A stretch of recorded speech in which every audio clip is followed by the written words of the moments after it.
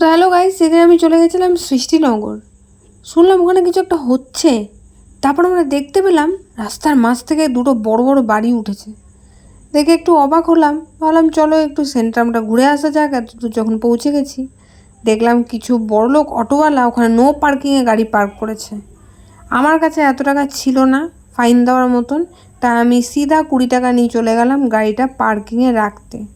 তো এই যে আমি সেন্ট্রামটা একদম সকাল সকাল, সেদিন দোকানও খোলেনি, গাড়ি রাখতে গিয়ে দেখি এখানে দেবতার এক্স সেন্ট্রামে কী করছে বুঝতে পারলাম না। তা করতে দেখি সেন্ট্রামে কিছু গুপ্তধন খোঁজার জন্য লোকেরা খোঁজাখুঁড়ি করছে।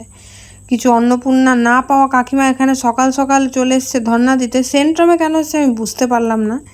এটাই ভাবতে ভাবতে যখন আমি যাচ্ছি, দেখছি আসানসোলের দুর্গাপুর টয়োটার অ্যাড দেওয়া হচ্ছে। এত কিছু দেখার পর আমি ভাবলাম এবার বাড়ি ফিরে যাওয়া উচিত। তারপর আমি বাড়ি চলে এলাম। চলো টাটা।